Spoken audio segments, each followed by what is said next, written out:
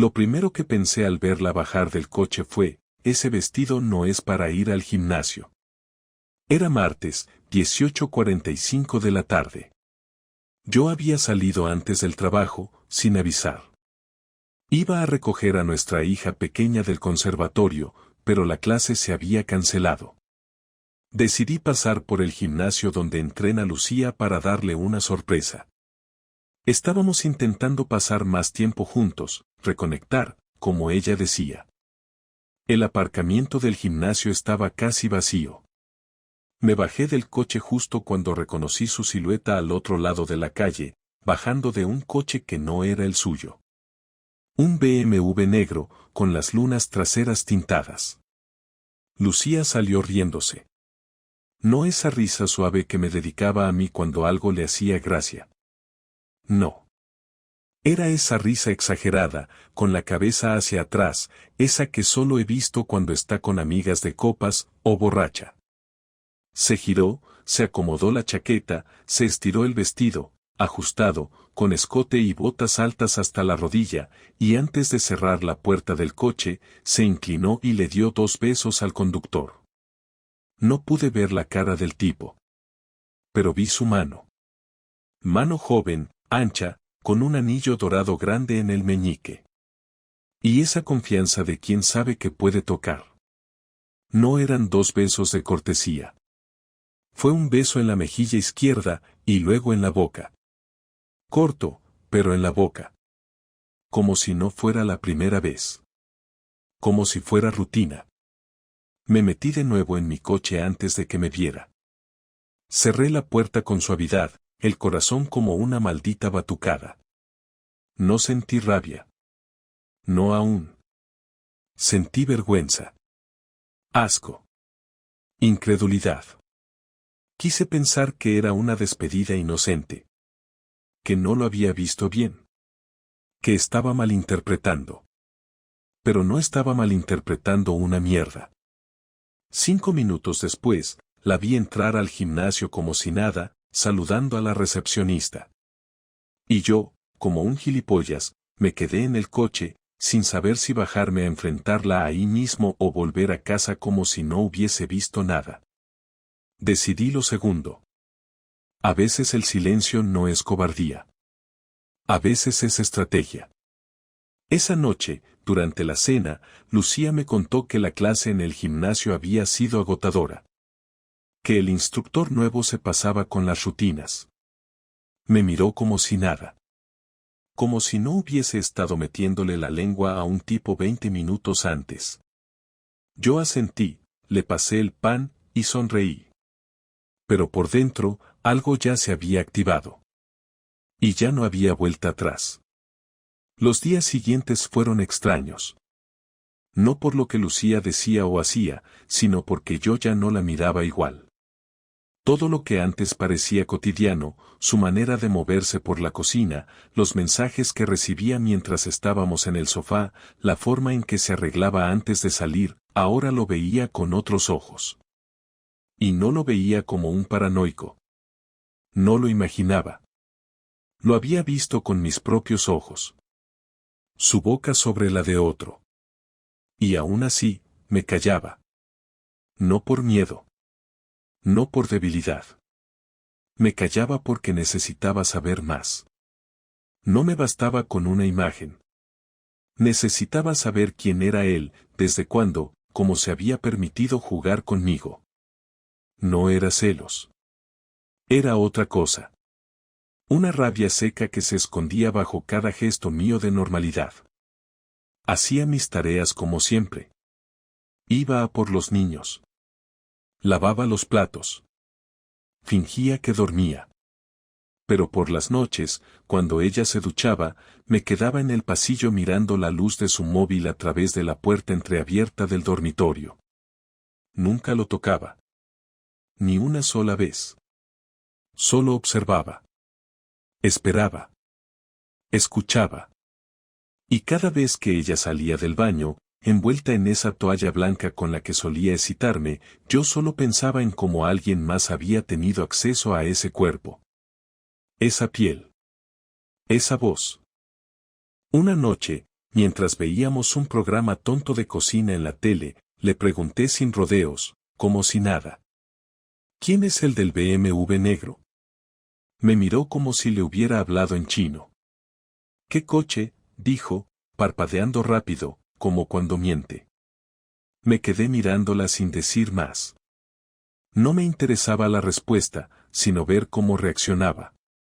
Bajó la mirada hacia su té, fingiendo indiferencia, pero se quedó quieta, demasiado. «Estás celoso ahora, otra vez con tus ideas raras», dijo, fingiendo una sonrisa que no le salió. «No he dicho que haya hecho nada. Solo te pregunté quién era». Ella se levantó. Fue al baño. Cerró la puerta. Minutos después salió y cambió de tema como si nada. Pero esa noche no me tocó. Ni una caricia. Nada. Como si el simple hecho de que yo hubiera preguntado la hubiese empujado al rincón del desprecio. Pasaron 2 días más. El jueves me ofrecía llevarla al trabajo.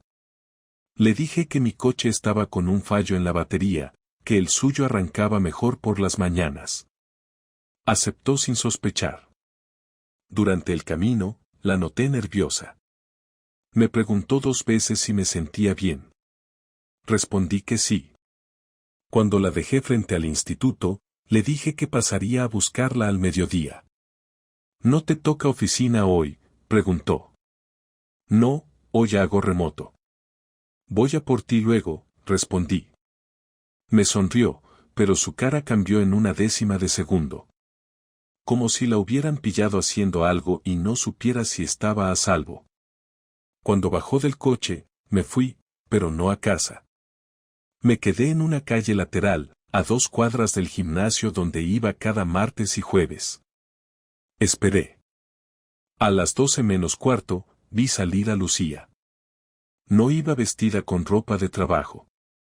Iba con el mismo vestido de ese martes. Tacones. Bolso pequeño. Nada de libros, ni portátil. Caminó rápido hasta la misma esquina donde la había visto subirse antes. Y ahí estaba el BMW. Esta vez, aparcado con las luces de posición. Se subió sin mirar atrás. Y yo lo seguí. El coche no fue muy lejos. 20 minutos hasta un pequeño hotel a las afueras. Uno de esos que están escondidos entre naves industriales, con entrada trasera y recepcionistas invisibles. No pude creerlo. No porque no lo esperara, sino porque verlo así, tan directo, sin disimulos, me provocó algo físico. Un dolor en el pecho como un golpe mal dado. El coche entró por la rampa y desapareció detrás de un portón automático. Yo aparqué fuera. Esperé. Quería ver si era solo eso. Si realmente entraban juntos. Salí del coche. Caminé hasta la entrada peatonal del hotel y me acerqué lo suficiente para ver por la cristalera de recepción. Vacía. Pero al fondo, en la pantalla de seguridad, vi lo que necesitaba ver. Cámara del garaje. Lucía y ese tipo, bajando del coche. Besándose. Riéndose. Ella con la mano en su pecho. Él tocándole el culo como si fuera algo suyo desde siempre. Me fui. Esa noche no dije nada. Me lavé los dientes. Me metí en la cama. Ella llegó 2 horas después, con una excusa mala sobre una reunión con padres que se alargó. Traía el pelo mojado. Dijo que se había duchado en el instituto. Le pregunté cómo había vuelto si yo tenía su coche. Dijo que su compañera Marta la había acercado. Todo tan predecible. Tan patético. No le respondí. Me di la vuelta. Al día siguiente, cambié la contraseña del wifi. Ella me lo mencionó en el desayuno. ¿Ha pasado algo con la conexión? No me carga nada. Le dije que debía de ser la compañía. Ya lo arreglo yo después. Pero esa tarde no lo arreglé. Esa tarde fui al trabajo de mi primo Raúl. Técnico informático. Le pedí un favor. Quería instalar un pequeño GPS en su coche. Me dijo que sí, sin preguntar demasiado. No me hizo falta justificar nada. Al parecer, todos tenemos un límite en el que el orgullo se calla y solo queda la necesidad de saber la verdad entera, sin decoraciones. Esa misma noche, mientras Lucía dormía, salí con las llaves de su coche y volví media hora después con el dispositivo instalado bajo el asiento del copiloto. Ya no me hacía falta preguntar nada. Solo seguir el rastro. Y esperar.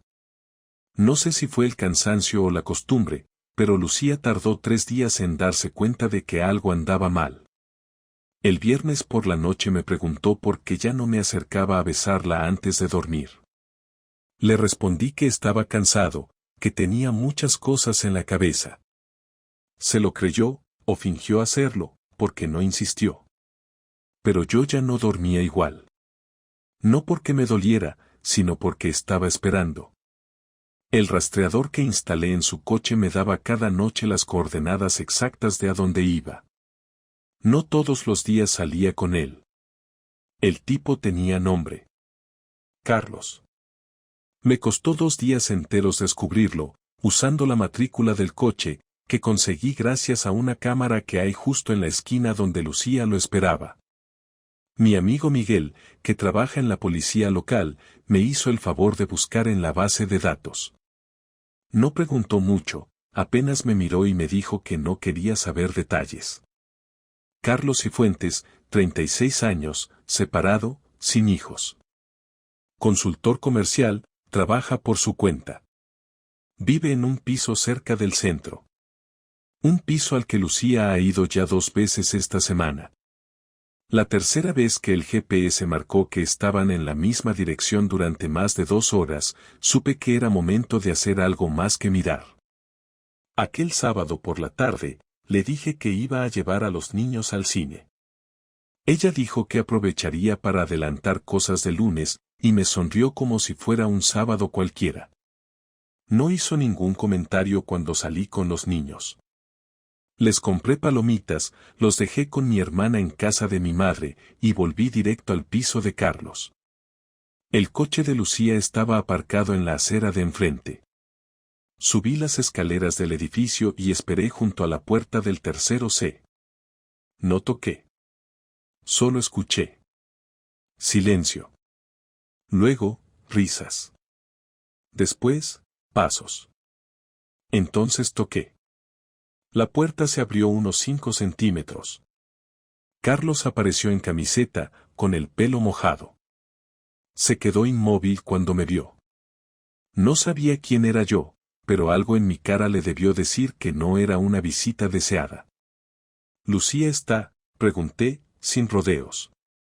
Tardó un segundo en reaccionar, y luego dijo, «Perdón», como si no entendiera. «¿Está o no está?», repetí. Entonces, la escuché desde dentro. «¿Quién es?», preguntó. Carlos se apartó y me dejó verla. Salió del pasillo en sujetador y pantalón de chándal, con la cara blanca. Me miró como si acabara de ver un fantasma. No dijo nada. Ni una palabra. Yo tampoco. Solo la miré, conté 3 segundos, y me fui. No grité, no insulté, no le pegué a nadie. Cerré la puerta con calma y bajé las escaleras. Esa noche dormí en casa de mi hermana. Le dije a los niños que mamá se sentía mal y que mejor se quedaban con la tía. Lucía no me escribió. No llamó. No apareció hasta el día siguiente, a las 12 del mediodía. Entró en casa con cara de dormida, o de derrotada, no sé. Se sentó en la cocina, donde yo tomaba café. «Puedo explicarlo», dijo. Levanté la mirada y le respondí sin levantar la voz.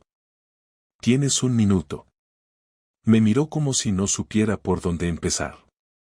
«Fue algo que no estaba planeado», dijo. «No quiero destruir nuestra familia. Solo, me sentía sola. Carlos me hizo sentir bien, eso es todo». Me reí.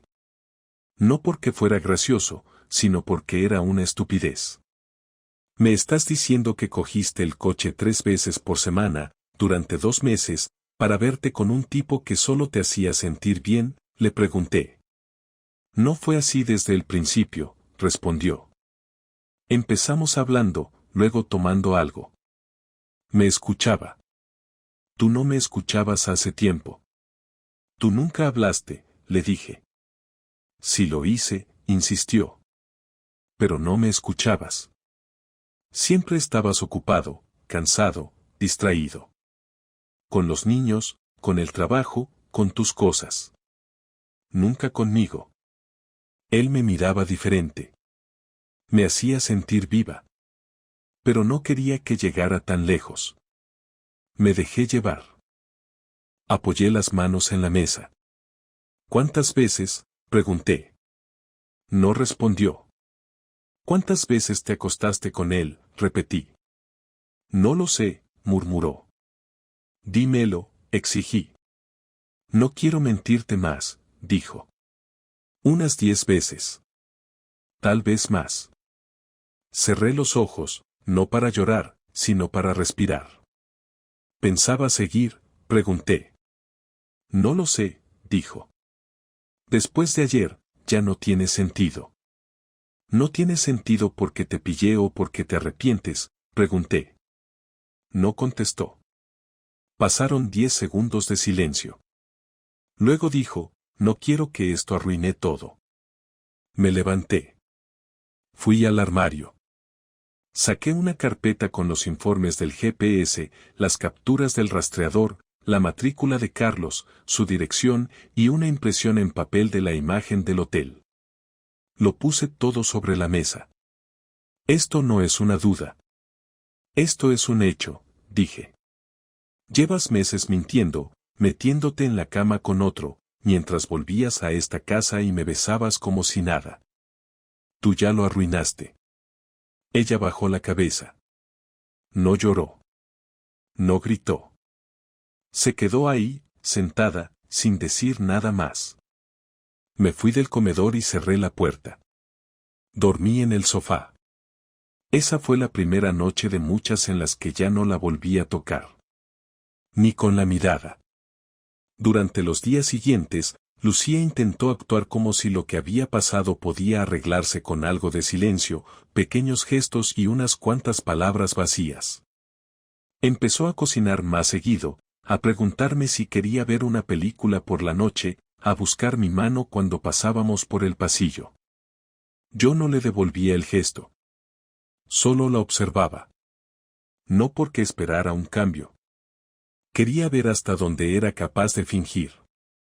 Cada vez que la veía moviéndose por la casa, actuando como si no hubiera pisado la cama de otro hombre, sentía que todo se volvía más frío, pero al mismo tiempo más claro. Ya no me preguntaba si quería seguir con ella. Eso estaba decidido. Lo que no había decidido todavía era cómo iba a terminar esto. No quería un final callado ni rápido. No por venganza superficial. Lo necesitaba por dignidad. Porque si alguien me escupe en la cara, no me limpio y sigo andando. Espero, y luego lo hago pagar. La primera parte fue planear sin que sospechara. Eso fue fácil. Lucía había bajado la guardia. Pensaba que yo estaba en la etapa de negación, que me estaba resignando a tragar con lo que había hecho. No sabía que llevaba ya 2 semanas preparando lo necesario. Fui a ver a un abogado, uno bueno, que me recomendó un conocido que se divorció hace poco. Le expliqué todo. Le mostré las pruebas, las grabaciones del GPS, las fotos. Me explicó los pasos, las posibilidades, las implicaciones. Lo más importante fue su consejo: no tomes decisiones impulsivas. Espera a tener todo listo. El momento ideal es cuando tú tienes el control. Lo entendí. Y decidí hacerle caso. La segunda parte fue más personal. Carlos. No me interesaba enfrentarme a él físicamente. No quería una pelea de bar ni un intercambio de amenazas. Quería que su nombre, su entorno, sus espacios, recibieran una dosis de su propio veneno. Empecé con lo laboral. Busqué su web profesional, su presencia online. Había trabajado con varios pequeños comercios de la zona, con autónomos, con gente que conocía de vista. Con la ayuda de 2 amigos que trabajan en redes sociales, hicimos un perfil falso de una cliente insatisfecha. Empezamos a dejar opiniones negativas muy elaboradas en varios sitios, con nombres distintos. Detallamos fechas, errores, supuestas malas prácticas. Todo escrito con precisión, nada exagerado, todo creíble. A las 2 semanas, una de las webs donde aparecía eliminó su perfil por acumulación de quejas. En otro foro, vi cómo él respondía con indignación, sin entender de dónde venían los ataques. Mientras tanto, yo seguía sin decir una palabra en casa. Cada día era una actuación más en ese teatro mediocre que ella había montado desde el principio. La tercera parte fue más simbólica. Teníamos una cena programada con unos amigos comunes, una de esas reuniones que se hacen 2 veces al año. Ella me preguntó si aún quería ir. Le dije que sí, que ya que estábamos intentando arreglar las cosas, sería bueno ver a gente. Me creyó. Esa noche me vestí con normalidad, pero le pedí que se adelantase, que me reuniría con ella directamente en el restaurante. Fingí una llamada de trabajo de último minuto. Ella se fue en taxi. Yo no fui al restaurante. En cambio, pasé por casa de su madre y le dejé un sobre. Dentro, copias impresas de los informes de seguimiento y 3 fotos, una del coche entrando al hotel, otra de ellos en la calle besándose, y una tercera de Lucía saliendo del portal de Carlos con una camiseta de él. No incluí ninguna nota. No hizo falta. Esa noche, cuando volvió de la cena, tenía el móvil en la mano y los ojos rojos. Me miró como si esperara una explicación. Yo estaba viendo la televisión. ¿Le mandaste esto a mi madre?, preguntó. No, le respondí sin apartar la mirada de la pantalla. Se lo llevé en mano. Se quedó parada, con la boca entreabierta. No dijo nada más. Se fue al dormitorio, cerró la puerta y no salió hasta el día siguiente.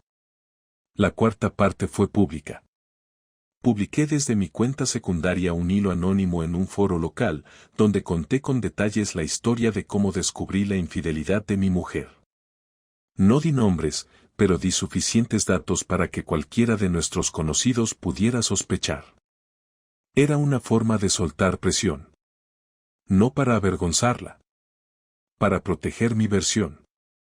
Para que si ella intentaba manipular la narrativa, ya estuviera manchada de base. En el hilo dejé claro que no iba a perdonarla, que lo único que buscaba ahora era una salida digna, sin dejar atrás todo lo que yo había construido. A la semana siguiente, pedí cita con un notario. Modifiqué los poderes legales que le había dado en su momento. Cancelé autorizaciones. Cambié contraseñas. Moví parte de mis ahorros a una cuenta nueva. Preparé los papeles del divorcio con el abogado.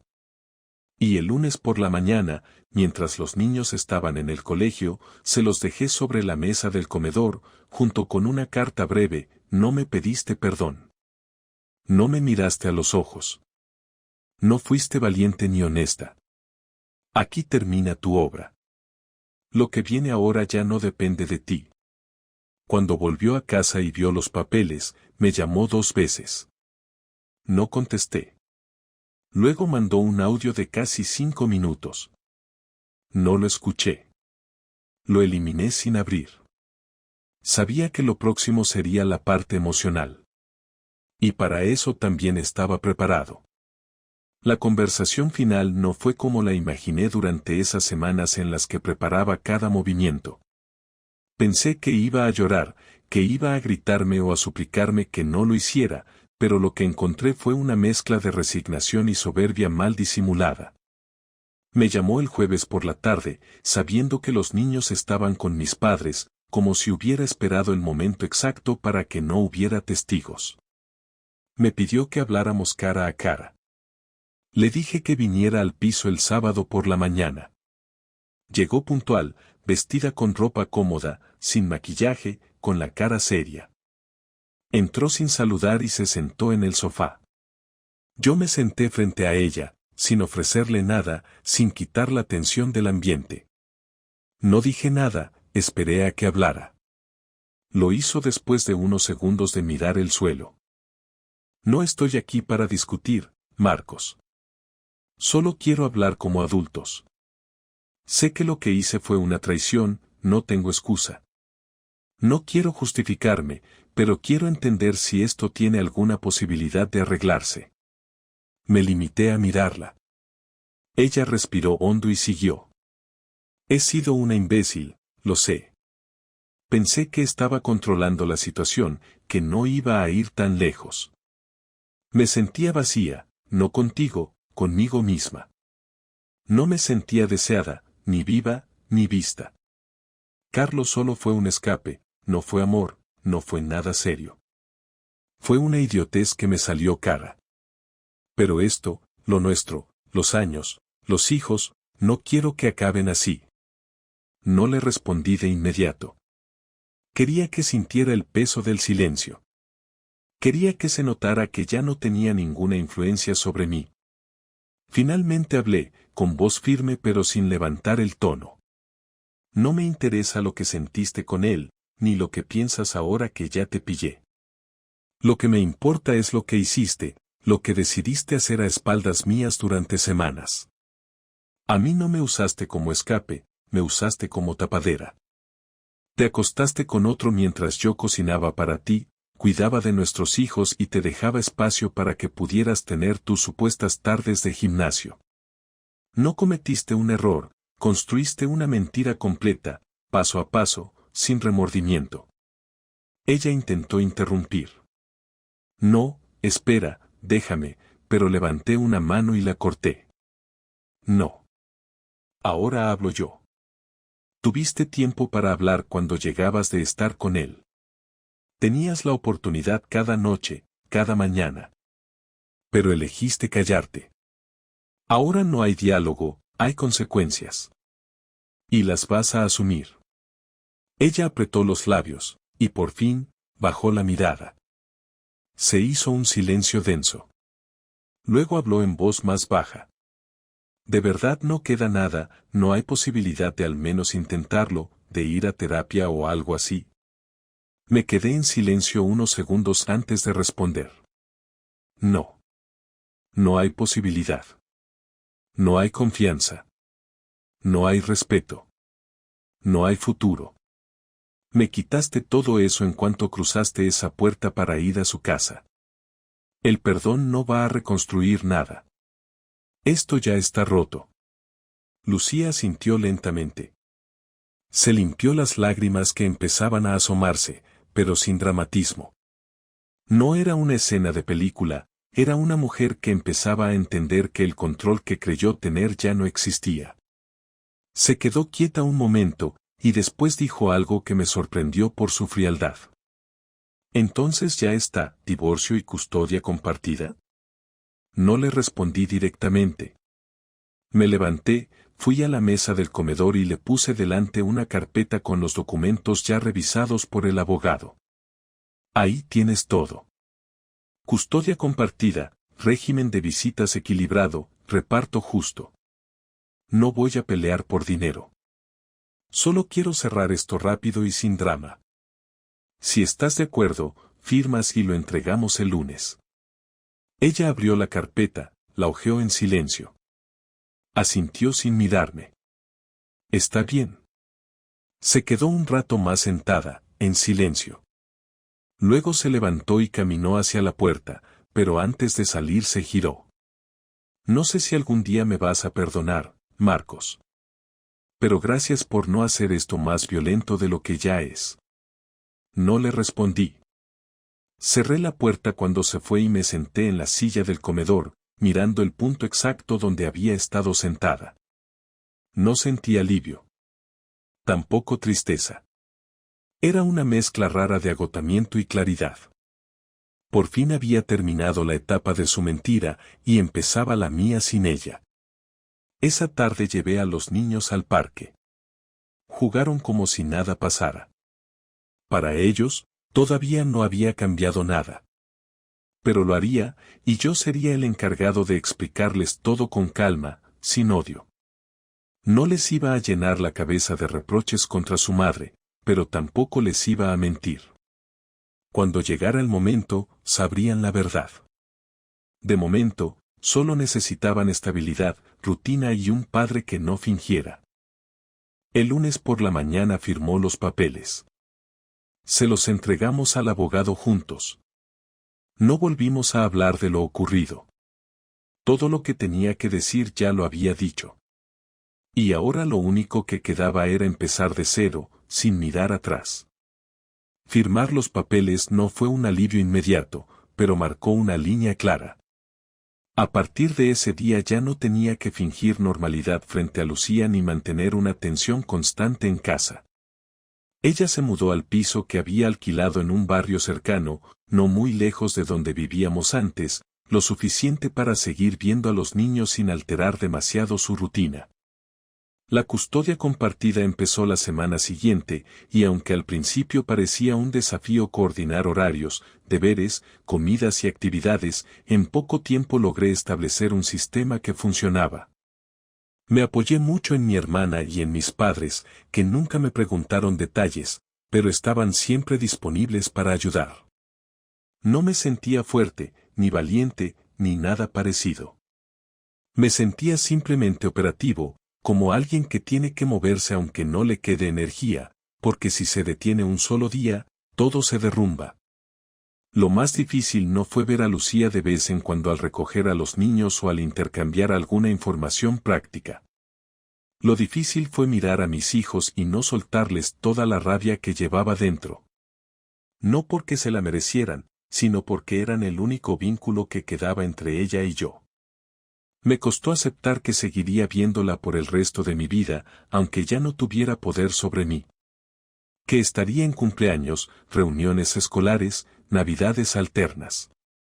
No se iba del todo. Solo cambiaba de sitio. Lo manejé como pude, centrándome en mi día a día. Me levantaba temprano, preparaba desayunos, los llevaba al colegio, trabajaba desde casa, hacía la compra, les ayudaba con los deberes.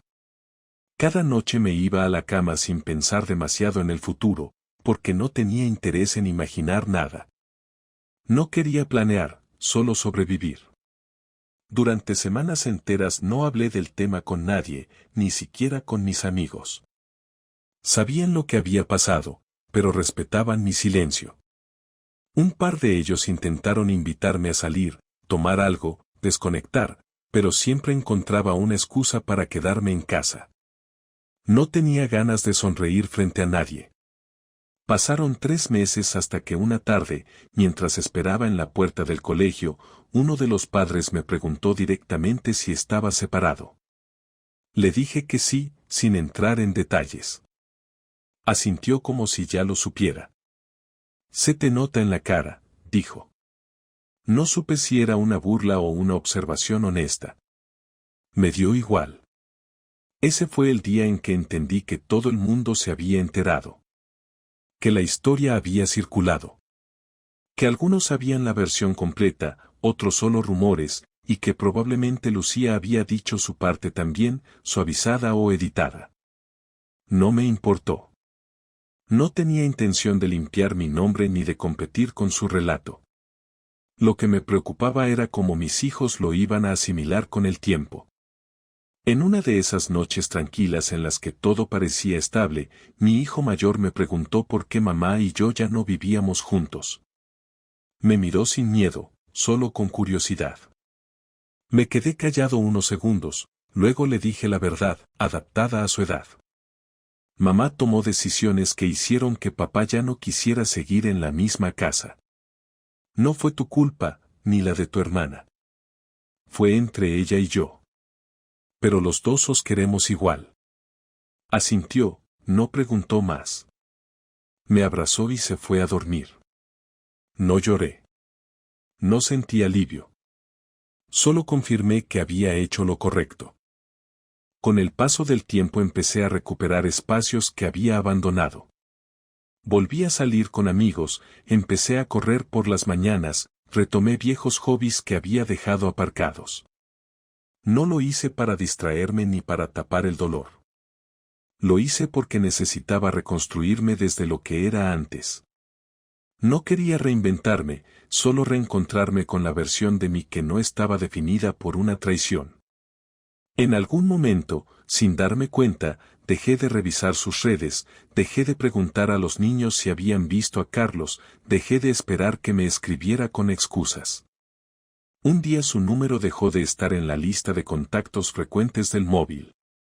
Otro día, su nombre ya no aparecía en los correos recientes. Y así, poco a poco, su presencia fue desapareciendo del mapa. Un sábado por la tarde, casi 6 meses después de la firma del divorcio, la vi en una cafetería del centro. Estaba sola, leyendo algo en el móvil. No me vio. No sentí odio ni pena. Solo la reconocí como alguien que había tenido un papel importante en una etapa de mi vida. Ya no me dolía. No me alegraba. Me daba igual. Seguí caminando, sin mirar atrás. Y fue entonces, justo ahí, cuando me di cuenta de que todo había terminado. Que por fin podía decir que había pasado páginas sin necesidad de decirlo en voz alta. Hoy mi vida no es mejor ni peor que antes. Es diferente. Más tranquila. Más clara. No tengo pareja, ni la busco. No he vuelto a confiar de la misma manera, pero tampoco he cerrado la puerta. He aprendido que no todas las preguntas necesitan respuestas inmediatas, que a veces la dignidad no está en perdonar ni en vengarse, sino en sostenerse firme cuando el otro se derrumba. Y que la verdadera libertad no llega cuando la otra persona se va, sino cuando tú decides que ya no te afecta.